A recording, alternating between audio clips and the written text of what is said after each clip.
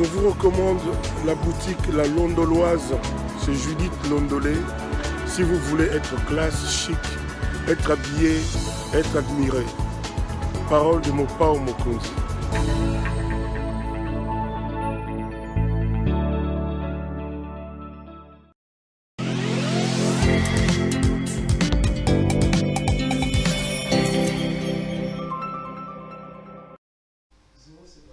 Madame, Messieurs, bonjour et bienvenue à ce nouveau numéro de l'émission Contre nous soit dit. Vous êtes un habitué de nos plateaux et de nos shows. Vous connaissez le principe de l'émission. On parle des questions politiques, sociales, économiques et même juridiques. Un invité m'accompagne pour donner son point de vue. L'actualité dans le pays reste encore dominée par la visite de son Excellence, Monsieur le Président de la République. Après le Kasaï oriental, Félix Tshisekedi Tshilombo est attendu au Kasaï occidental. Un discours polémique soutenu par les uns, décrié par les autres.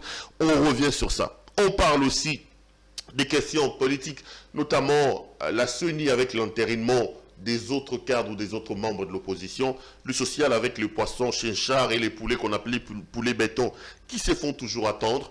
Un invité nous rend donc visite sur ces plateaux. Il n'a pas souvent l'habitude de venir, mais quand il vient, c'est toujours bien, on reçoit beaucoup de coups de fil.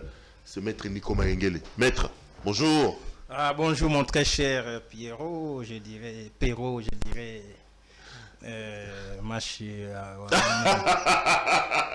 Obandi. Non, Obandi. Tu es mon frère du sang. Macha Moumen. Macha Moumen. Ah bon? Ouais, c'est l'écrit national, c'est l'hymne national maintenant. Macha Moumen. Oui, même pour que tu sois pris sur une moto, c'est ça la salutation maintenant. Chez les Wewa là-bas. Chez les Wewa, c'est vraiment sérieux. Ah bon? Pour mesurer la dangerosité d'un discours aussi imprudent que... tribaliste que M. Tshilombo a tenu, il n'en a pas mesuré les conséquences. Aujourd'hui, ça a renforcé les distanciations sociales. Donc, c'est au-delà des Covid. C'est vraiment un discours qui a repoussé les uns des autres. Ça veut dire quoi? Je voulais d'abord vous saluer avant quand même qu'on rentre dans l'émission. Ça fait longtemps. Vous ne me laissez pas le temps. On va mettre immédiatement le pied dans le plat comme vous m'y amenez. Le président a parlé. Et vous, Nico Maengele, vous estimez que le président de la République a raté l'occasion de se taire? Non, comment un président, entre guillemets, puisque je garde toujours ma position, il y a crise de légitimité. Bon, quand vous l'appelez président, appelons-les comme ça. Comment un président peut manquer l'occasion de se taire? Non, le président est appelé à fixer l'opinion, à dire ce qu'il fait et à faire ce qu'il dit. C'est ça le président de la République. Je puise cette phrase-là d'un grand politique français qui avait dit que l'homme politique doit apprendre à dire ce qu'il fait et à faire ce qu'il dit. Mais malheureusement, M. Tshilombo ne fait pas ce qu'il dit et ne dit pas exactement ce qu'il fait. C'est ça la contradiction de soi-même. Donc lorsque j'analyse M. Tshilombo, je vois un homme qui constitue la contradiction de soi-même. Donc c'est vraiment un cas à résoudre. Donc il nous faut des psychologues politiques pour analyser la personne de M. Tshilombo. Non, pas des mots forts quand même, hein, Nico Maengele. On parle du président de la République, première institution de la République. Si vous dites qu'il faut des psychologues, vous n'allez quand même pas dire que l'institution président de la République a un problème mental ici. Non, en communication politique, on peut analyser même les silences de Kabila. Chaque fois que Kabila ne parlait pas, on cherchait à en savoir un peu plus. Donc, quand vous dites que c'est la première institution de la République, mais Kabila n'était pas la deuxième institution de la République. Nous l'avons combattu, nous l'avons critiqué. Donc, ici, il ne faut pas épargner M. Tshilombo des critiques. Il a accepté le pouvoir, il a accédé le pouvoir, il doit en assumer les conséquences. Lorsqu'il atterrit en Mbuji-Mayi, encore qu'il a un problème de communication assez, je dirais, monumental. Savez-vous qu'en Mbuji-Mayi, il n'y a pas que les ressortissants du Kasaï. C'est d'abord, c'est ça les hic. Quand il s'adresse aux gens qu'il a trouvés sur place en Mbuji-Mayi, il y a les Katangais, il y a les Bandundois, il y a les Kivussiens, il y a les Swahili. Puisque Mbuji-Mayi, c'est une ville. Il y a des Kinois qui se sont installés en Mbuji-Mayi depuis belle lurette. Mais il arrive, il pense que il est, passez-moi les termes, le chef de bande, il est devant ses frères et sœurs du sang comme il a dit. Non, il y a eu aussi les Nékongo qui ont été frustrés par les discours des Machio à Moumenu. Puisque devant lui, il y a eu l'échantillon. Dans chaque ville, il y a l'échantillon de la population. Il y a presque tout le monde. Puisque Mbuji-Mayi, c'est avant tout une cité commerciale aussi. Alors, lorsqu'il s'adresse à nos frères et sœurs de Mbuji-Mayi, c'est toute tendance confondue, toute province confondue. Dire que vous qui êtes là, vous êtes mes sœurs du sang, les saignements des gencives, ça pose problème. Vous dites quoi? Que c'était un discours tribal, un discours séparatiste. Comment vous qualifiez la sortie du président de la République? Et vous dites aujourd'hui qu'il faut prendre une moto, il faut dire Machiamoumen. Je te jure, je viens de connaître le même cas. On me l'a dit, atterrissant, en fait, un parc ici à côté. Ndeko Perro, les discours de M. Tshilombo, au-delà d'être tribal, au-delà d'être ethnique, au-delà d'être séparatiste, ça relève de la sorcellerie politique. C'est-à-dire? Donc ça, c'est vraiment de la sorcellerie politique. Vous savez, il faut placer les discours dans son contexte pour mieux comprendre son appréhension réelle. Il s'adresse à nos frères et sœurs qui habitent en Mbuji-Mayi. Je ne dis pas que les ressortissants de Mbuji-Mayi, puisque tout le monde y est. Le contexte, c'est quoi? Le contexte, c'est que M. Tshilombo venait de tenir un discours devant les congrès. Là où il a reconnu qu'il a échoué. M. Tshilombo venait de connaître les dissensions, les divisions internes Katumbi qui critiquent l'action du gouvernement à Kisangani. Vous avez le gens de Bemba qui estiment qu'ils ne peuvent pas porter le bilan. Alors, se sentant rejetés par les siens, isolés par les siens, ils se rebiffent à ses frères du sang pour les dresser contre les autres communautés. C'est ça la démarche dangereuse de M. Tshilombo. Il a bien dit, je reviendrai à vous, vous allez me donner un second mandat, je viendrai m'installer ici, ne suivez pas les ennemis, nos ennemis. Vous là, vous êtes mes frères et sœurs du sang. C'est dangereux. Il considère les autres des ennemis, c'est-à-dire les gens qui ne relèvent pas de sa communauté, des ennemis, et il dresse sa communauté face aux autres communautés. Si on était dans un Congo normal, puisque je prends le Congo normal, M. Tshilombo aurait dû être entendu sur procès verbal. Le Parlement doit lever ses immunités. Il doit être entendu comme chantre du tribalisme des bas étages, à outrance. Puisque ici, aujourd'hui, tout le monde s'est rendu compte que M. Tshilombo venait de récidiver. Le premier cas, c'était aux USA, à Washington, lorsque M. Tshilombo déclara, je cite, « On venait de tuer les frères de ma tribu à Kikwit. » Un chef tribal. Les frères de ma tribu. Ça, ce n'est pas un discours d'un chef de l'État. Mobutu dirait c'est un chef de bande. Il arrive en Mbuji-Mayi, il taxe nos frères et sœurs de Mbuji-Mayi, ressortissants de Mbuji-Mayi, en excluant même les Kananga voisins. Puisque là encore, il y a des problèmes historiques entre les deux communautés. Les Loulouba et les Balouba. Voilà. Donc il est allé encore enfoncer, je dirais même renforcer cette crise identitaire, cette crise, je dirais, intercommunautaire. Et il s'identifie comme un Moulouba exclusivement de Mbuji-Mayi, en écartant les autres frères du Kananga. Ça pose problème. Voilà pourquoi, M. Tshilombo, si vous comprenez très très bien ces discours, vous allez vous rendre compte que vous avez fait la communication au-delà de l'aspect ethnico, tribalo, communautariste. M. Tshilombo s'est fait, je dirais, il voulait se soumettre à une sorte d'imprégnation psychologique. C'est-à-dire, puisque j'ai échoué, puisque mon bilan est négatif, je n'ai donné ni de l'eau, ni d'électricité, ni de routes, encore moins les chinchards et les piodis à ce peuple, même si tout le monde parvenait à me rejeter, puisqu'il me rejette déjà en rapport avec 2023, mais vous là, vous de Mbuji-Mayi, vous êtes mon sang. Vous savez, quand vous saignez, vous avalez les saignements de gencives, les saignements du dent. Donc, vous devez m'avaler, avaler mon incompétence, avaler mon incapacité, avaler mon bilan négatif, puisque vous êtes mes frères et sœurs. Ne me critiquez pas, ne me rejetez pas. C'est ce que ça veut dire. Alors que tout le monde ne peut pas agir sur base d'une procuration. On ne peut pas réfléchir par procuration. On doit critiquer. Voilà pourquoi tous les Balouba ne sont pas pour M. Tshilombo et tous les Balouba ne sont pas contre M. Tshilombo. Il ne faut pas qu'il y ait ce débat séparatiste qui nous conduit à une certaine opposabilité entre les non-Louba et les Louba. Non, mais il y a des Louba qui sont contre M. Tshilombo. Il y a des Louba qui soutiennent M. Tshilombo, tout comme d'autres communautés du pays soutiennent ou critiquent M. Tshilombo. Mais curieusement, pour M. Tshilombo, tout le monde qui les critique est contre lui, est son ennemi. Hier, il nous avait taxé des Banyangalakata, rappelez-vous. Il y a des mots qui ne peuvent en aucun cas ni d'aucune manière sortir de la bouche d'un chef de l'État, tels que Banyangalakata, tels que les ennemis, tels que Bandoki. Tout ça, c'est Tshilombo.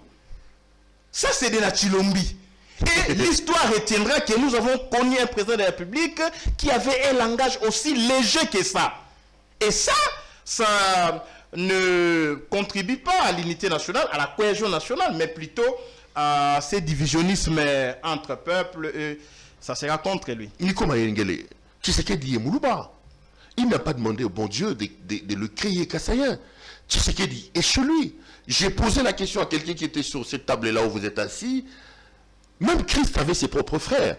Qu'est-ce que vous attendez du président de la République? Qu'il fasse un reniement, qu'il refuse ses origines kassaïennes. Vous voulez qu'il casse sur ses origines?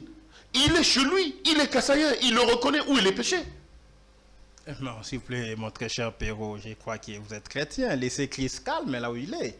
Il a beaucoup de choses à résoudre à travers le monde. Ne comparez pas M. Tshilombo à Jésus-Christ. Christ avait ses frères aussi. S'il vous plaît. Jean et les autres qui étaient à côté de lui. S'il vous plaît. C'était ses frères des sangs. S'il vous plaît. Vous n'allez pas me dire que Christ s'adressait toujours à ses frères. Lorsqu'il haranguait les foules, lorsqu'il s'adressait à ces foules, toutes ces foules-là étaient ses frères et sœurs. Ça, c'est une comparaison incomparable. Il ne faut pas faire ça. Je ne vous les tolère pas. Mais c'est Tshilombo, si vous lui dites que Christ avait ses frères, mais Tshilombo aussi a ses frères à la présidence. Il s'est entouré de tous ces tchécouleurs qui s'est baladé en Europe. Alors, ici, il s'adresse à un peuple. Attention à la diffamation. Hein. Non, ne vous en faites pas, je ne joue pas à ces jeux-là. Ceux qui sont à la présidence sont des tchécouleurs. Je ne joue pas à ces jeux-là. On diffame qui? On diffame une personne non identifiée. Les tchécouleurs, c'est l'ensemble d'un groupe de gens qui vivaient en Europe. Vous dites des tchécouleurs qui sont à la présidence. Mais ils sont à la présidence, je répète. Ceux qui sont à la présidence. Il y en a plein. Des tchécouleurs. Les tchécouleurs, il y en a plein. J'étais avec quelqu'un ici, je disais, on sent une certaine jalousie des Quinois, des Congolais contre la diaspora qui est à la présidence de la République. Ce n'est pas eux qui nous ont demandé de ne pas aller étudier en Europe. Hein. Ce n'est pas eux qui ont demandé à nos parents de ne pas nous envoyer en Europe. Ils ont eu la chance de vivre en Europe. C'est ça le péché. Président Félix, tantôt vous dites d'eux qui sont incompétents, tantôt vous dites d'eux qui sont tchécouleurs. Vous n'allez pas nous dire que le président a ramené la diaspora des tchécouleurs à la présidence de la République. Il y en a plein, s'il vous plaît, ne vous en faites pas. Ne dites pas que les chefs de l'État, en fait, on ne pouvait pas empêcher les gens d'aller étudier en Europe. Non, l'intelligence est innée. Que vous soyez né à Kinshasa ou en Europe, si votre quotient intellectuel est inférieur à 50, vous êtes soit imbécile, soit débile, soit vous êtes un doué surdoué au-delà de 70-80. Donc l'intelligence est innée. Moi, j'ai fait la psychologie générale. J'ai fait la pédagogie générale. L'intelligence est innée. L'intelligence est aussi acquise. Mais si vous êtes né idiot, vous n'allez rien apprendre. C'est ainsi que le papa de Tshisekedi avait développé la théorie du 100 bêtes. Les 100 idiots. Si vous êtes né idiot, vous mourrez idiot. Mais ici au Congo, vous pensez que le fait d'avoir été en Europe vous confère les compétences nécessaires pour briguer tel ou tel mandat. Voilà pourquoi il y a un ministre qui a été nommé aux hydrocarbures et il vous a dit je n'avais pas les ABC à la matière, je devais m'envoyer à l'école, me renvoyer à l'école, étudier pendant 2 semaines pour apprendre les hydrocarbures. Laissez le ministre tranquille, il a été humble pour vous, montrer qu'il a étudié. Vous l'avez tellement terrasseux que je crois que prochainement il ne vous invitera plus jamais. Donc je reviens sur la question de ses frères. Est-ce qu'il devait régner? Il est kassaïen, vous le savez. Vous n'allez pas lui demander de renier ses origines. S'il vous plaît. Qui ne sait pas que Perrault est kassaïen? Qui ne sait pas que Nico est du Grand Bandundu? Dois-je rappeler ça aux gens? Mais ce qui blesse ici, c'est l'expression utilisée à caractère identitaire et communautariste. C'est ça le problème. Ils pouvaient saluer les gens pour dire que mes frères et sœurs, c'est pas un problème. Puisque nous tous, nous sommes frères, tu es mon frère. Mais le chef de l'État n'a plus de tribu. Quand vous devenez chef de l'État, votre tribu, c'est la nation. Voilà pourquoi on dit le chef de l'État est le garant de la nation. Et non le garant d'une tribu ou de sa tribu. Donc ici, il ne faut pas justifier les égarements, les stupidités pétries de stupitude, je dirais, nul ne peut se prévaloir de sa propre turpitude, les turpitudes pétries de stupidité du pouvoir en place. Là, c'est grave. Il dit que vous êtes mes frères du sang, ne me rejetez pas, même si tout le monde me rejette. C'est ça le contexte. Vous devez m'accepter avec mes défauts, avec mon incapacité notoire de vous donner de l'électricité, des routes. Acceptez-moi comme tel puisque je suis votre frère. Ça, c'est le reniement de soi ou l'affirmation de ses origines. Non, ça, c'est un discours de nature à plonger le pays dans une guerre civile. Et ici, si M. Chilombo en 2023, puisque M. Kadima est son frère, M. Kalouba est son frère, le principe est que Machiamoumenu, ça veut dire c'est un cri de guerre, un cri de combat. Arrivé en 2023, M. Chilombo va se tenir au Palais de la Nation, il va crier haut et fort Machiamoumenu. Directement, Kadima le proclame. Présent élu, Makila et Gangi. Quand ça va arriver à la cour constitutionnelle, Machiamoumenu, Kalouba, Makila et Gangi. Donc vous sentez que c'est vraiment un chef tribal qui veut nous plonger dans une lutte sectaire et sectariste. Ça ne passera pas. Tant que nous, on est là, on va les bloquer. 2023, si on ne proclamait pas M. Chilombo, par exemple, non, pas les proclamer puisque Kadima s'est garanti, il a dit qu'il aura, M. Chilombo lui-même a dit qu'il aura 2 mandats, après il va vivre en Mbuji-Mayi. Mais écoutez, au premier mandat, vous n'avez rien construit. Même pas une paillote en Mbuji-Mayi. Votre délégation a été logée dans les hôtels et on n'a même pas réglé des notes. Il y a un ministre de l'UDPS qui a été sous-logé dans une maison. S'il vous plaît, vous allez habiter. Vous savez, quand je suis ça, je me dis, mais hier c'était les gens de Goma. Je viendrai habiter avec vous. Ici c'est le Mbuji-Mayi. Je viendrai habiter avec vous. Finalement, il va habiter avec tout le monde. Là où il ne construit pas. C'est dangereux. C'est ainsi qu'en 2023, si la majorité du peuple, puisque M. Chilombo ne passera pas, je vous l'ai dit, il a commencé la campagne, nous anticipons, il ne passera pas. Rien que cette histoire des rames va les clouer au sol, va voter contre M. Chilombo. Mais si Chilombo ne passe pas, il y a risque qu'il rentre au Kasaï chez lui et aller proclamer la République du Kasaï. C'est ça le danger. Puisqu'il a dit, vous êtes mes frères du sang. Même s'il rentrait chez lui et proclamait une sécession, qu'on l'accepte. Non, on ne va pas accepter ça. Nos propres frères kassaïens vont dire non, mais c'est Chilombo, non pas parce que c'est leur frère, mais parce qu'il a mal géré la République, parce qu'il a sacrifié l'avenir de toute une nation, y compris les ressortissants du Grand Kasaï. Ici, ce n'est pas un problème du sang, c'est un problème de compétences, c'est un problème du développement national. Ça n'a pas, le développement n'a pas de couleur ethnique, n'a pas de couleur tribale. Le développement peut sortir de tout le monde, de n'importe qui va occuper la République. Mais il y aura ses origines, mais il ne faut pas que les origines d'un individu prévalent sur la nation. Sinon, on ne parlerait pas du nationalisme, mais plutôt du tribalisme. Nico Mayengele, vous êtes vous-même du Bandundu. Vous êtes proche de Martin Fayoulou. Moi, il m'arrive de passer vers Faden House. Il y a aussi des concepts comme Pangi, comme on les attend dans le couloir de Faden House. Mpangi plus Mpangi, Pangi plus Mpangi. Là, ça ne dérange pas. Quand c'est votre adversaire, quand c'est le président de la République qui dit, parlant à ses frères, Machiamoumenu, ça doit vous embêter. Mais ce genre même de caricatures, ce genre de discours, même à Faden House, on les entend aussi, non? Moi, j'ai pensé qu'on les attend de la bouche des Fayoulou. Mais vous, on parlez du couloir.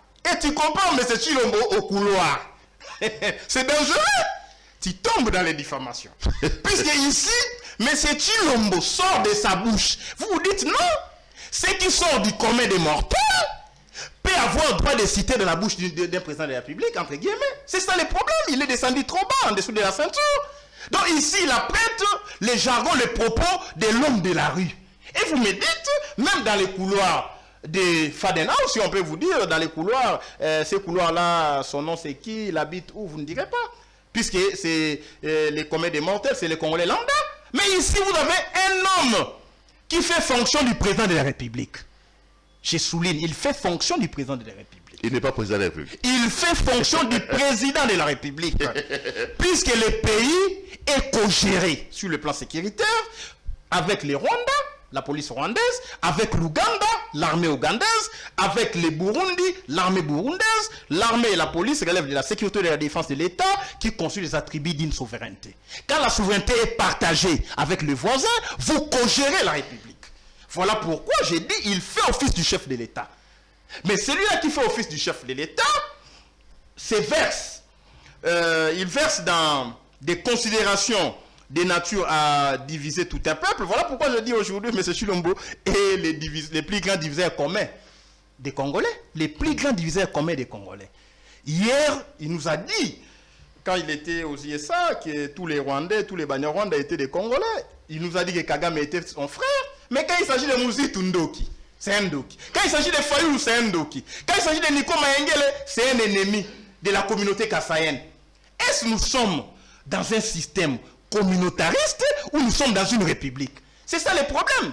Donc ici, il faut décourager ces discours des matchs à Moumenou. Il faut dire à notre peuple qui ne suive pas M. Chilombo, un homme qui a échoué lamentablement, s'il était cohérent, s'il était politiquement responsable et correct, il agirait comme François Hollande pour dire « J'ai échoué dans mon premier mandat, je ne peux pas vous demander un second mandat. » Mais ici, quelqu'un qui a échoué, qui a reconnu qu'il n'a donné ni de l'eau, ni de l'électricité, ni des routes, ni du travail, mais il vous dit « Donnez-moi un second mandat. » Pourquoi? Pour que je vienne habiter avec vous. Oh, monsieur, est-ce qu'on donne des mandats à quelqu'un pour venir habiter avec sa communauté? Il se pose un problème des narratifs.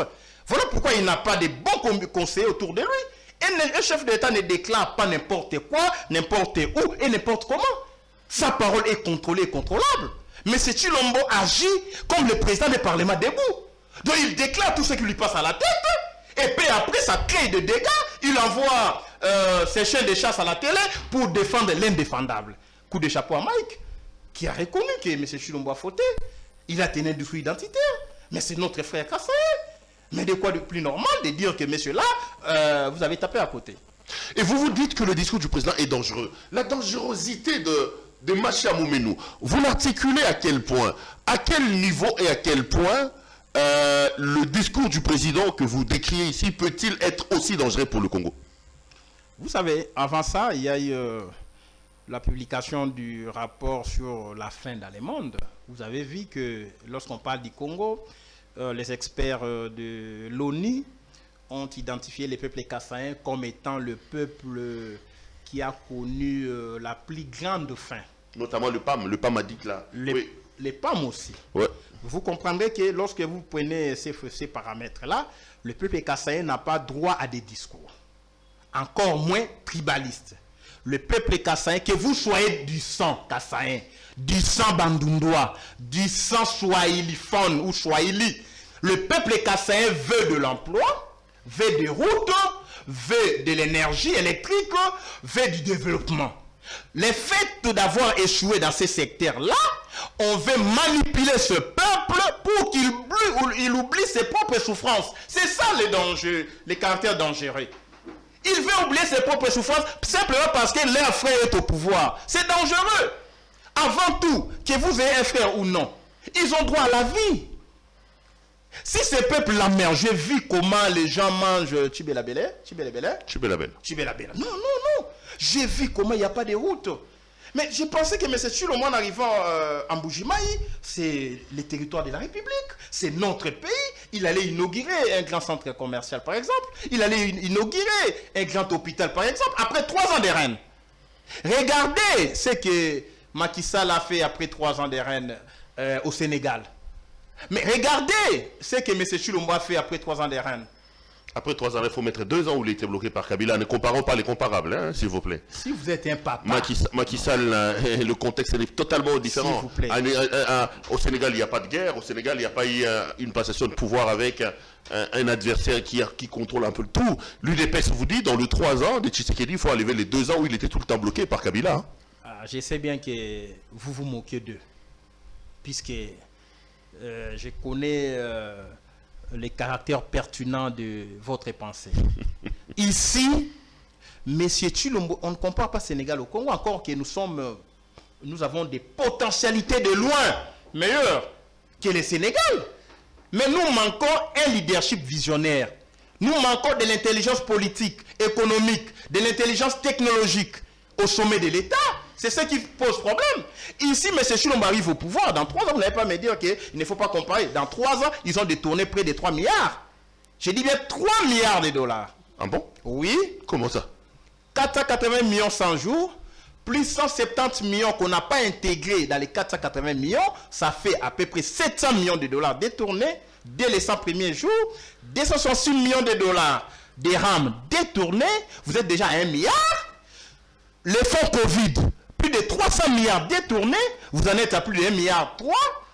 Vous avez les 15 millions de la rétrocommission, 80 millions de décotes pétrolières, 1 million ici détourné récemment au ministère des Affaires sociales, chez Moutinga. Et vous avez les dépassements budgétaires à la présidence de l'ordre de plus de 3000%.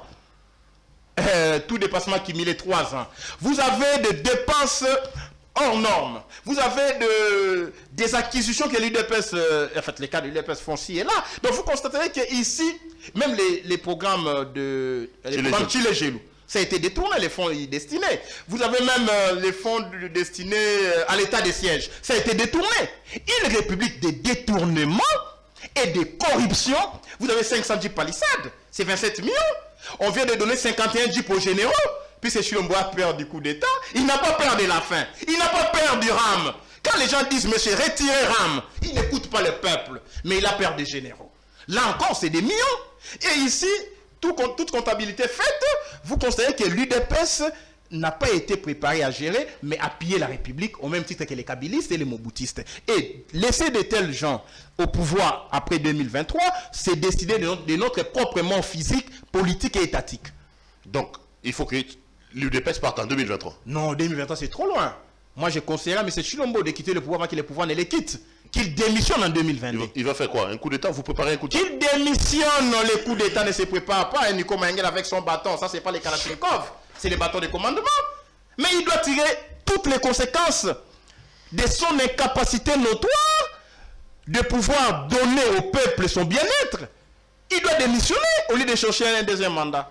Puisque ce peuple-là, qui l'a fait souffrir, je ne vois pas le voter. Donc, pour dire que Ndeko Pero, ici, M. Tshilombo ne doit pas vous berner dans cette histoire du sang, dans cette histoire des origines, qu'il donne à ces peuples-là les moyens de sa survie.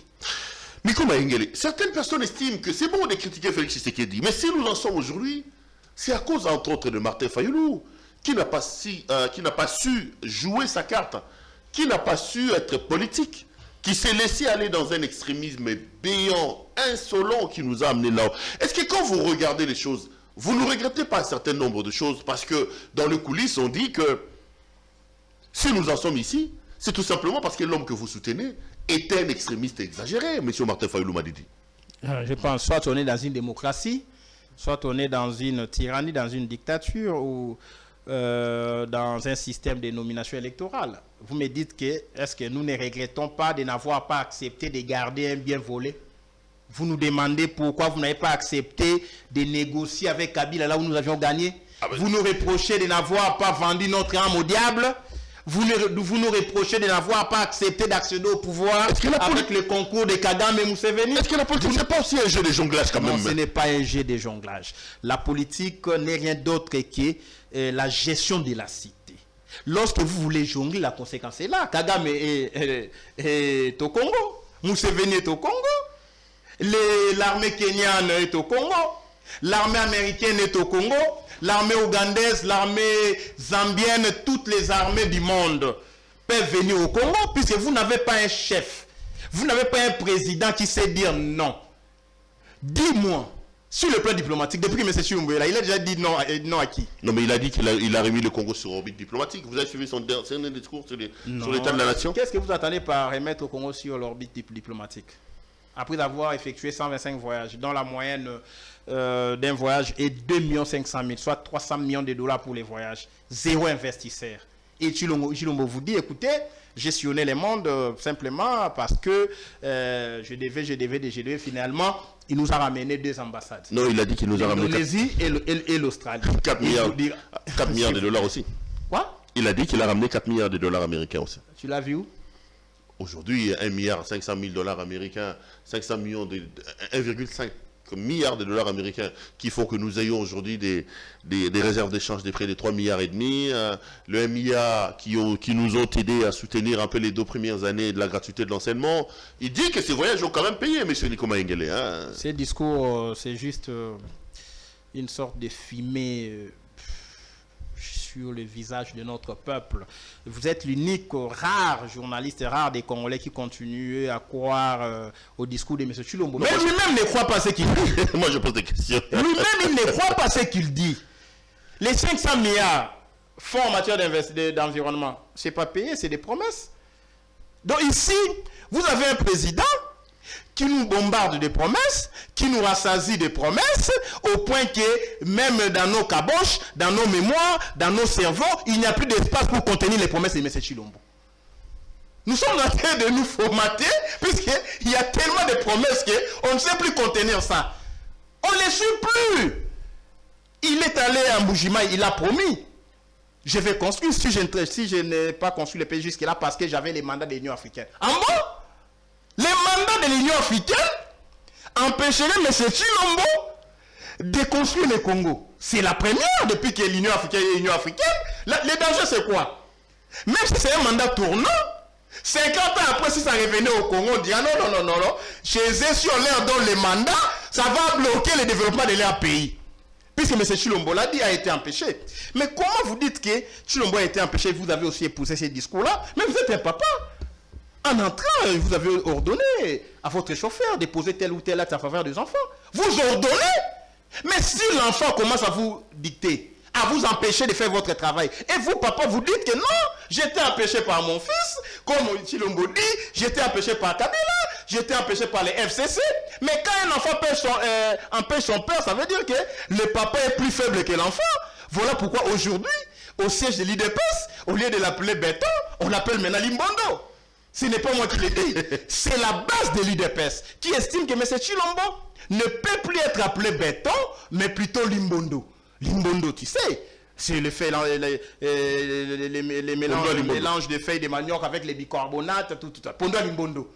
Il y a même des gens de l'UDPS qui sont allés pleurer au mausolée de Papa Tshisekedi. Papa, depuis au coup Chilombo, après ça, t'as moussalate. Tozonyo kwama, toa kana séance été, abomimboka, ramepai, ba militaire Rwanda ba konti, bazolela. Et ça ben du sérieux à faire à pouvoir. Vous savez, je vais vous révéler un fait. Mais si Chilombo arrive en Mbujimaï, je suis un chef coutumier Nico Maïngele. Je suis de la lignée chefale, un grand chef groupement. Chilombo arrive en Mbujimaï. Il y a un élément dont vous n'avez pas tenu compte dans votre analyse. Il y a l'absence de l'autorité coutumière. Qui vient, il lui présente le symbole du pouvoir et le président passe dessus. Donc l'autorité coutumière kassaïenne n'a pas reconnu le pouvoir de son propre fils. Ça veut dire c'est un pouvoir issu d'une origine malacontreuse ou délictuelle. Il n'y a pas une autorité spirituelle.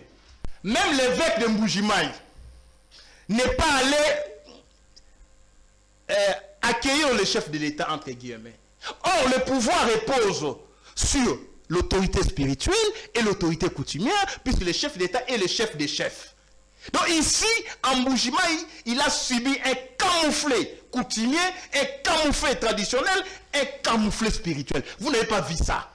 Et en rentrant, sans recevoir les honneurs, le pouvoir coutumier, ça veut dire qu'on ne reconnaît pas ses pouvoirs. Voilà pourquoi, quand Mobutu était passé président de la République, a sillonné toutes les provinces pour pouvoir communier avec le pouvoir ancestral, le pouvoir coutumier. Mais comment l'autorité coutumière kassaïenne peut rejeter la présence de son propre fils? C'est qu'il y a un problème. C'est pourquoi je vous dis l'année 2022, c'est l'année de turbulence politique au Congo. Je souligne l'année de turbulence, puisque c'est une année de révélation Ça va se savoir. Un peu comme Mozito nous avait dit que vous allez paralyser le pays pour que les investisseurs ne viennent pas. Non, Mozito n'a pas dit ça. C'est ça le combat de la Mouka, c'est ça? J'ai dit l'année de turbulence politique, ça commence déjà au Sud Kivu. Vous n'avez pas peur d'appeler Chacha. Au Sud Kivu, il y a eu des grèves aujourd'hui. Il y a eu des mouvements en solidarité avec les Nord Kivu. Parce qu'on continue à contester la présence de l'armée ougandaise et de la police rwandaise sur les territoires congolais, puisqu'ils sont nos agresseurs, nos bourreaux. Ces mouvements va s'intensifier sur toute l'étendue de la République. Demain, ça sera le tour du Kasaï. Après, le lendemain, ça sera le tour du Katanga, de Kinshasa et ailleurs. Puisque nous pouvons mourir de faim. Nous pouvons être maltraités. Nous pouvons être tués. Mais si on nous dit que nos bourreaux viennent nous sécuriser et que les Congos soient balkanisés, même un enfant qui est né aujourd'hui vous dira non. On ne va pas accepter que les Congos soient balkanisés. Voilà là où M. Chilombo a amené le pays. Le fait d'avoir collaboré avec l'ennemi du Congo, le fait d'avoir donné l'or du Congo au Rwanda, les coltans du Congo au Rwanda, les sols et les sous-sols du Congo à l'Ouganda, aucun Congolais ne lui accordera son pardon. Je parlais de Martin Fayulu. J'apprends que dans 2 jours, il va parler. Bon, lui, il continue toujours à rêver. Hein. Il dit qu'il est encore président élu. Il ne veut pas comprendre que le train est déjà passé. Il faut passer à autre chose. Il est encore dans ses rêveries. Qu'est-ce que le président autoproclamé va dire? Qu'est-ce que Martin Fayulu va dire dans 2 jours, Maître Nikoma Engel? Non, je crois que le mot est fort. Le président autoproclamé. Le président élu, mais non proclamé par la CENI. Nous avons le président bombardé par la CENI qui s'appellerait M. Chilombo. Donc ici, le président Fayulu va devoir s'adresser à son peuple le 30 décembre en tant que président élu. Vous savez, la légitimité ne se négocie pas. On peut beau dire Fayulu avait échoué. Mais sur le terrain, le peuple essaie.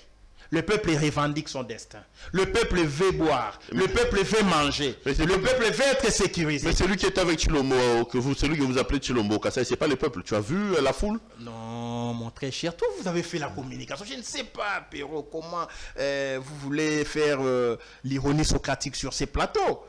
Ça fait 3 ans depuis que M. Chilombo a été bombardé président de la République. Quand je dis bombarder, ça veut dire vous êtes élu président, mais sans soubassement, sans les résultats détaillés de chaque province. C'est ça, bombarder un président. Il a été bombardé président. Par curiosité, 3 ans après, le peuple qui habite, je ne parle pas des ressortissants de Mbujimaï, c'est vraiment biaisé. Je parle du peuple qui habite Mbujimaï, puisqu'il y a tout le monde. Swahili, Mukongo, Muluba, Mouchouaïli. Et nos frères du Kasaï. Ce peuple-là, lorsque vous serez président, Ndeko Perrault, si vous êtes président dans une république et que vous partez pour une ville et que vous voyez des foules nombreuses venir vous accueillir, ça veut dire qu'il y a beaucoup de chômeurs dans cette ville. Sinon, les gens seraient dans les entreprises. Donc, tout le monde est à la maison. C'est le premier message, la première lecture. Deuxième lecture, par curiosité, nous avons vu que Kabila, avant de partir, il avait nommé les dirigeants actuels. Fayulu a contesté les pouvoirs en place. Fayulu estime que Kabila lui avait volé les pouvoirs et que M. Chilombo garde un bien volé, pouvoir voler. Et le peuple apprend qu'il se rend en Mbujimaï. De quoi plus normal d'aller voir celui-là qui détient les pouvoirs des Fayulu. Par curiosité, on va voir. Deuxième élément. Troisième élément, ils sont allés voir les fils de Tshisekedi, dont les cadavres n'ont pas été ramenés en Mbujimaï. Et maintenant, les gens sont partis voir. Mais quel est ce fils dont le père est mort? Ça fait 5 ans sans organiser les deuils chez nous. On est allé voir ces fils-là. Certains diraient, mais comment il a les manettes du pouvoir? Il ne pouvait même pas construire, ne serait-ce qu'un mausolée ici. Papa Tshisekedi fit un grand chef coutumier. Il lui fallait des cérémonies coutumières pour ramener son corps dans sa terre natale. Donc tout le monde est sorti suivant ses attentes. On parle du discours de Martin Fayulu. Qu'est-ce qu'il va dire aux Congolais, vous qui les fréquentez, que les Ketoy? Donc le président Fayulu va devoir s'adresser, comme je l'avais dit, à notre peuple, à son peuple, y compris à M. Chilombo. Puisque M. Chilombo suit de près et religieusement M. Fayulu, le président élu. Chaque fois que le président Fayulu fait, je vous le révèle, on a travaillé avec M. Chilombo. Il est curieux de savoir ce que dira Fayulu. Même Kagame est curieux de savoir. Puisqu'aujourd'hui, l'unique alternative crédible, c'est Fayoulou. Il n'y en a pas deux. Ni Katumbi, ni Bemba qui sont dans l'union sacrée. Mais ici, l'alternative, c'est Fayoulou. Maintenant, tout le monde veut écouter Fayoulou. Le président Fayoulou va tenir un discours. Je ne vais pas dévoiler la teneur de son discours, mais ça sera un discours plein de détermination. Ça sera un discours qui va fixer les caps par rapport aux objectifs de 2022. Ça sera un discours qui va toucher les questions sécuritaires, les questions de RAM, les questions de paix, les questions de développement, les questions d'autosuffisance alimentaire. Ça sera un discours qui répond aux attentes et désidérata de notre peuple. C'est un discours, c'est l'antithèse de tout ce que M. Chilombo a dit jusque-là. Donc c'est un discours d'espoir. C'est un discours de résistance. C'est un discours de résilience. Puisque notre peuple doit prendre son destin à bras-le-corps et revendiquer le pays que M. Chilombo est en train de céder entre les mains de nos adversaires. Il faut remonter le moral de ce peuple. Et ce discours viendra remonter ce moral. Ce discours viendra rappeler à notre peuple son devoir constitutionnel consigné à l'article 64 de la Constitution. Nous devons barrer la route à ces groupes d'individus qui gèrent le pouvoir en violation de la Constitution et en violation même de la mémoire collective. Le fait d'inviter Kagame au Congo, c'est cracher sur la mémoire des 15 millions de Congolais. Donc c'est un discours rassembleur, ça ne sera pas un discours tribal comme l'a fait M. Chilombo. C'est un discours, ça sera un discours fédérateur, ça sera un discours ambitieux, ça sera un discours qui indique à notre peuple la voie à suivre. 2022, soit M. Chilombo se maintient par la force, puisqu'il y aura tellement la famine, l'incapacité de gérer, les pays étant notoires, étant patentes, il y aura la famine, je ne suis pas prophète des malheurs, il y aura des mouvements sociaux, ça commence avec l'UPEN, déjà le 5 janvier, c'est la grève des professeurs d'université, il y a déjà la grève du personnel soignant, là où M. Chilombo avait promis la couverture de santé universelle. Mais comment? Vous savez, je vous ai dit qu'il ne croit pas ce qu'il dit. Il dit, j'ai instruit mon ministre d'assurer la couverture de santé universelle. Au même moment, il y a 9 mois d'arriéré au niveau du personnel soignant. Les infirmiers ne sont pas payés. Peut-on assurer la couverture de santé universelle sans soins, sans infirmiers, sans hôpitaux, sans fonds, sans budget? Donc, il déclare, il vient dire des choses je ne dirais pas qu'on lui écrit. Allez, on va attendre le discours de Martin Fayulu. C'est dans 48 heures exactement que Martin Fayulu va s'adresser aux Congolais. On suivra ce qu'il va dire. Maître, l'actualité, c'est aussi cet attentat que nous avons eu à Béni. Il y a quoi? Il y a 3 jours. On parle des 6 morts. Comment interprétez-vous que dans cette partie de la République où on a l'armée ougandaise, où on a l'état de siège, que nous ayons autant de morts et des actes terroristes au même moment? Est-ce que pour vous, c'est la preuve de ce que vous avez toujours décrié quand vous nous dites que l'état de siège, ça n'a pas été une bonne décision? Non.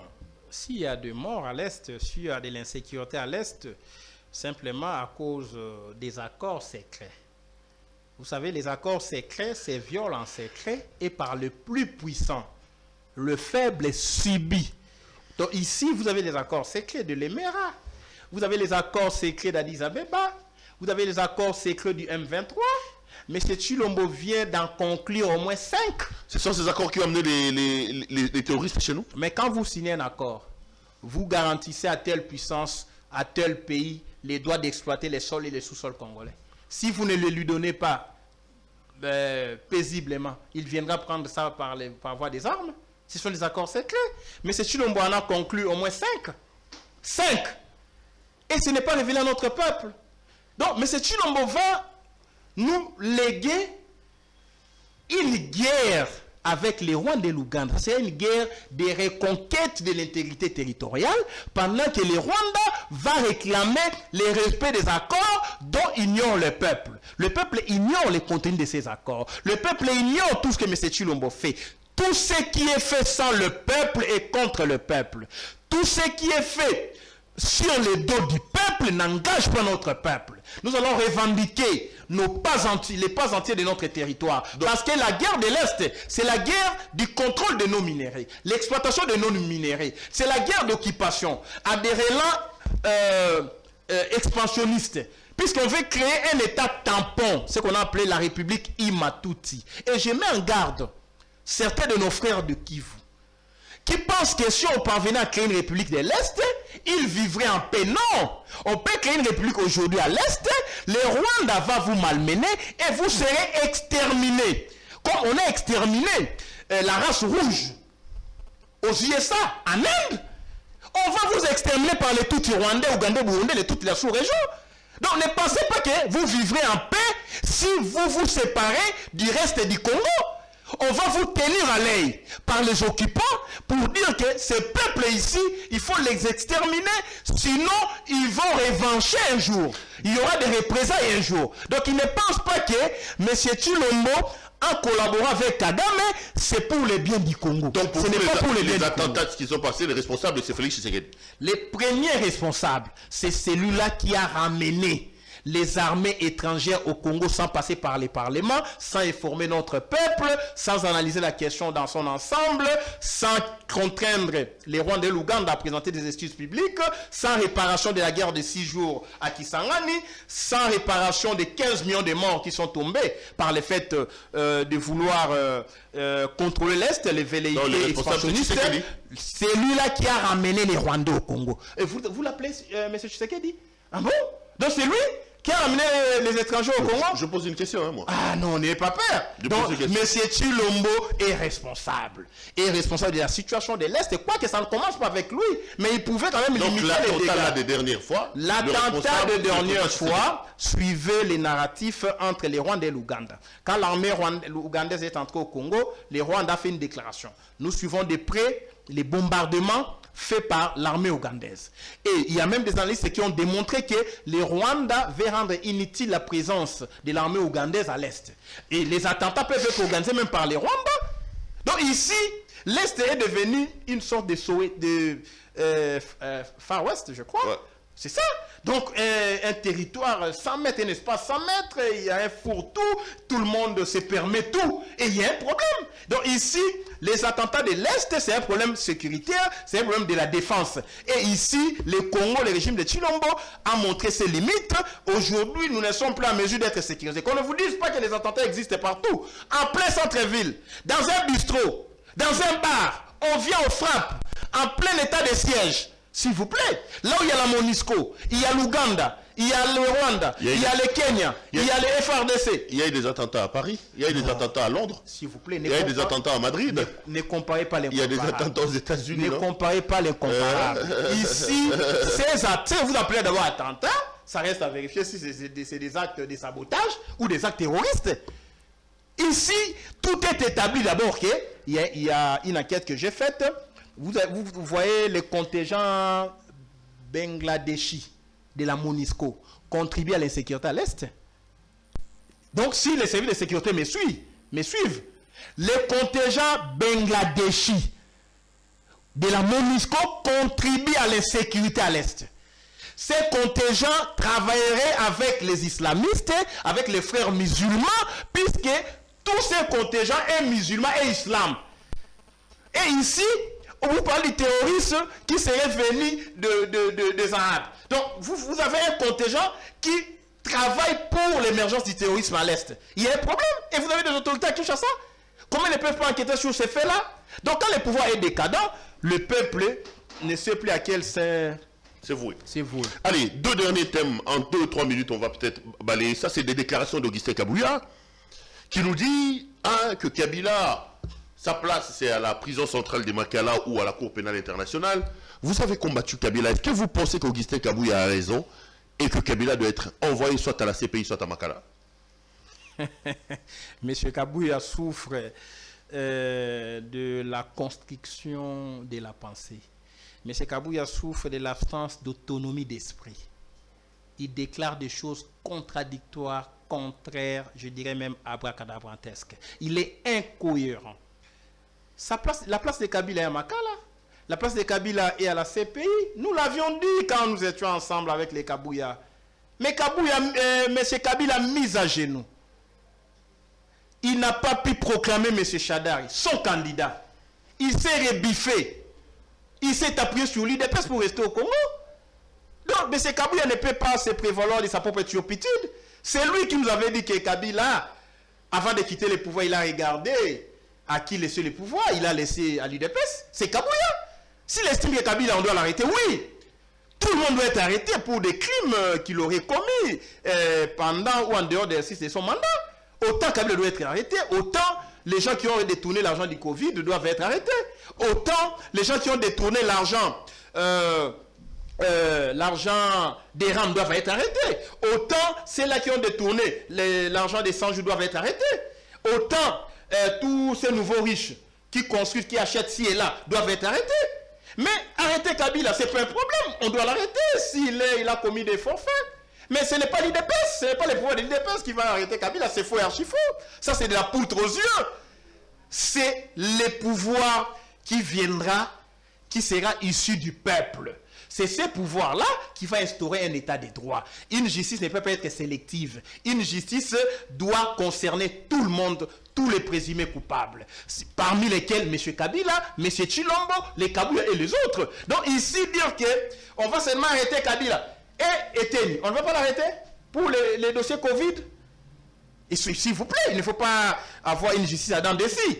Ici, M. Kabila, pour que M. Kabila soit correct avec lui-même, il doit demander à M. Chilombo à son pouvoir de renoncer aux avantages du pouvoir, de renoncer au pouvoir l'air légué par M. Kabila. S'ils sont au pouvoir, c'est à cause de Kabila.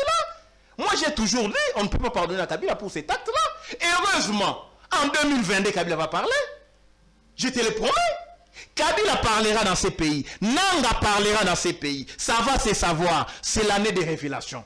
Tout le monde saura ce qu'il y a eu en 2018. Tout le monde saura qui est compétent, qui ne l'est pas. Qui est capable, qui ne l'est pas. Qui est tchécoulaire, qui ne l'est pas. Qui est bon gestionnaire, qui ne l'est pas. Qui est traître, qui ne l'est pas. Qui est occupant ou au service de l'occupation, qui ne l'est pas. L'année 2022, c'est l'année des révélations. Ça va se savoir et nous allons nous découvrir entre nous en nous regardant en face et ça sera le beau pour la libération du Congo. Allez, bouclons la boucle avec cette affaire de la CENI. Vous qui attendez les élections en 2023, vous devez être heureux de voir que finalement l'Assemblée nationale a entériné les membres de l'opposition, notamment Agé Matembo et Didier Manara. Les postes à la CENI sont désormais occupés. On peut calmement entrevoir les élections en 2023, non? Non, on n'a pas besoin des élections pour les élections. Les élections en soi ne constituent pas une sorte de panacée. S'il vous plaît, il faut qu'il y ait des élections qui gagnent, qui perdent. Pas des élections régies par les principes Maché Amoumenou. On ne peut pas avoir des élections basées sur les caractères ou les sentiments tribaux. Donc ici, on ne conteste pas seulement Kadima, mais on conteste tous les processus. Lorsque le peuple se sentira qu'il n'est pas écouté, et le peuple peut se prendre en charge ad nutum, à tout moment. Puisque vous pensez qu'on peut voler à ces peuples son destin à trois reprises, en 2006, en 2011, en 2018, et vous pensez refaire la même bêtise en 2023. Ça ne passera pas. Les peuples peuvent vous arrêter net en 2022. Donc moi, je ne vois pas 2023 tout en sautant 2022. On ne peut pas bypasser 2022. 2022 d'abord. Le téléphone qui vibre. 2022 d'abord, ça sera l'année de détermination entre deux forces. Les forces du statu quo et les forces du changement. Les forces obscurantistes et les forces progressistes. Donc 2022, c'est un combat de corps à corps entre le peuple et ses pouvoirs décadents. Il y aura une confrontation, je dirais même un affrontement entre les forces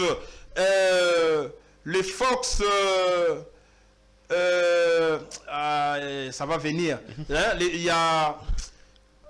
Ça va venir. Donc, les forces de l'intérieur et de l'extérieur. Les forces de l'extérieur et de l'intérieur. Les forces subterfuges et les forces centrifuges. Ok. Voilà, c'est ça.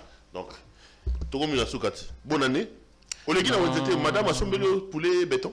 Oh là là là, il faut pas insulter, il faut pas provoquer, M. Chilombo. Je t'avais dit qu'on ne peut pas acheter les poissons qui sont encore sous l'eau. Donc le pouvoir de Chilombo, c'est un pouvoir basé sur les Kadiosha News. Ils nous ont fait manger dans les rêves. On a bouffé, nous sommes rassagés pendant les rêves. Nous nous réveillons le matin, on se rend compte que les ventres étaient vides et que les poissons chéchards continuaient à faire ses navettes dans l'océan en Namibie, et tout le peuple s'est rendu compte que ce pouvoir, c'est un pouvoir démagogue. Voilà pourquoi lorsqu'ils ont vu un accident à Kasangoulou, ils ont pillé les chéchards. Et en pillant, il y a eu des phrases qui ont été prononcées. Mais c'est Chilumbako Sakibi son pio, dit aux attends pio Dieu, to Kendeko Kobi Kanayango. Donc quand un peuple non, ça ne viendra jamais. C'est du mensonge. C'est du mensonge. Tout le monde doit être rattrapé par l'État. Vous savez, on peut tromper un peuple tout le temps. On peut tromper une partie du peuple pendant un temps. On peut tromper tout le peuple pendant une partie du temps. Mais on ne peut pas tromper tout le peuple tout le temps. Et aujourd'hui, M. Chilombo est rattrapé par ses propres mensonges d'État. Ils nous ont dit, vous aurez les poulets béton, carton $10. Chaque maman a économisé $10 pendant toute l'année. Et arrivé les Vincent, on vous dit, non, c'est arrivé à Matadi. Curieusement, poisson dans le Makolo. Poisson dans le Makolo. Tu sais comme le Matadi, fleuve vient souter, moyen qui t'a chassé à terre. Donc vous comprenez que ces gens ici gèrent la République comme s'ils géraient le Parlement debout sous les manguiers. Voilà pourquoi nous devons les foutre dehors. 2023, c'est trop loin. Puisqu'un peuple affamé n'a pas besoin d'élection. Un peuple affamé n'a pas besoin de discours. Un peuple affamé veut manger et satisfaire à ses besoins vitaux. Puisque si nous mourrons tous en 2023, qui va voter? Donc il faut faire de sorte que nous ne mourions pas tous avant d'arriver en 2023. Donc en 2022, nous devons prendre en charge M. Chilombo et son régime d'incapacitaire pour pouvoir mettre un terme à ces stages au sommet de l'État et décider de notre destin. Puisque le peuple est souverain, il peut vous retirer les mandats. Même un mandat obtenu en bonne et due forme. Une année après, pour votre information, Hitler a été élu. Mais après un temps, il a amené le pays à la guerre mondiale. Vous pouvez être élu aujourd'hui. Les lendemains, vous donnez non, qui vous Sud, qui vous Rwanda. Nous pouvons dire non, notre frère, Machamoumenu, il ne faut plus continuer. Nous devons vous arrêter ici, puisque la République ne vous appartient pas. C'est la République des 180 millions d'habitants. Donc on ne peut pas laisser M. Chilombo décider sur notre devenir comme le bon lui semble. Allez. Maître Nico Maengele, merci, hein? Merci beaucoup d'être venu nous voir. Parti Bimigate, Congo normal, nous avons déposé des actes, les gens de Tchilé, en fait les pouvoirs Tchilé-Gelou, les pouvoirs RAM, pensent que Nico Maengele a un discours trop radical. Je dirais que jusque-là, je n'ai pas encore atteint la cheville de Papa Tshisekedi en termes de radicalisme. Donc nous devons traiter M. Chilombo avec la même mesure que lui avait traité Kabila. Je ne vais pas traverser la rue, je ne suis pas Katumbi, pour que Ensemble pour la République soit agréé, soit enregistré. Katumbi a dit reconnaître les pouvoirs. Voilà pourquoi on l'avait agréé 2 ans après. Nico Maengele, je vais combattre ce système jusqu'à ce que ça va tomber. L'objectif, ce n'est pas la sortie officielle du parti politique, mais c'est la libération de notre peuple. Puisque la libération passe par la chute de ce pouvoir des incapacitaires, des incompétents, des pillards, des tchécoulaires. Ce pouvoir va tomber avant 2023. Puisqu'en 2023, ça sera tard. Puisque Kagame et les tout petits points internationaux estiment que le Congo doit être balkanisé entre 2023 et 2028. C'est ça la vérité. Et nous ne pouvons pas accepter de subir les dérapages, je dirais, les trahisons au pluriel du pouvoir de l'IDPS au service de Kagame, Museveni, Ouganda, Kenya, États-Unis. Le peuple étant souverain, nous devons nous prendre en charge en 2023. C'est ça les mots de la fin. Je demande à M. Chilombo de changer les fusils d'épaule. Il est temps d'émerger dans l'erreur. C'est diabolique. Le fait d'embrasser Kagame, c'était une erreur, une bêtise monumentale. Si le PC est ressaisi, il est encore temps. Il est notre sang. Qu'il revienne au bon sentiment. Ah, donc il est notre Machiamoumenou. Il est notre sang. Il est notre sang, c'est pas un problème. J'aurais souhaité qu'il revienne, puisque vous savez, les Tutsis ne donnent pas des quartiers, ne font pas des quartiers à Chilombo. Et ne feront pas des quartiers à Chilombo. Quand Chilombo l'air aura tout donné, les richesses, le minerai, même les sols, même les sous-sols, s'ils estiment qu'ils doivent couper cette partie de la République, et que Chilombo tergiversé, on peut les perdre, s'il vous plaît. On ne veut pas perdre Chilombo, puisque moi, j'aurais souhaité que demain, après-demain, ministre de la Justice, que Chilombo soit devant la barre. Puisqu'il a vraiment commis beaucoup de dégâts, beaucoup de crimes d'État, au point de porter atteinte à la mémoire collective, ce que moi j'appelle les crimes historiques. Il a fait de nos ennemis, ses alliés, ses amis. Il s'est rendu complice des crimes commis par eux et pendant l'exercice de son mandat issu d'un deal. Voilà là où le deal nous a amenés. Et M. Kabila et M. Chilombo, tout le monde doit être jugé. Donc Kabouya reste serein et il y aura un temps où tout le monde va répondre de ses actes. Allez, Nico Mayengele, merci d'être venu nous voir. Je vous remercie, mon très cher Perrault, Macha Moumenou. On est ensemble. Toujours un grand plaisir de vous avoir sur le plateau, chers frères. Madame, Messieurs, l'émission est terminée. Je rappelle ce soir que notre invité, c'était Maître Nico Mayengele de Lamouka, cadre de Lamouka de Monsieur Martin Fayoulou Madidi avec Adolphe Moziton Fumumti. Je vous retrouve demain pour un autre numéro de cette émission. Portez-vous bien et restez branchés sur nos programmes. Bonsoir chez vous.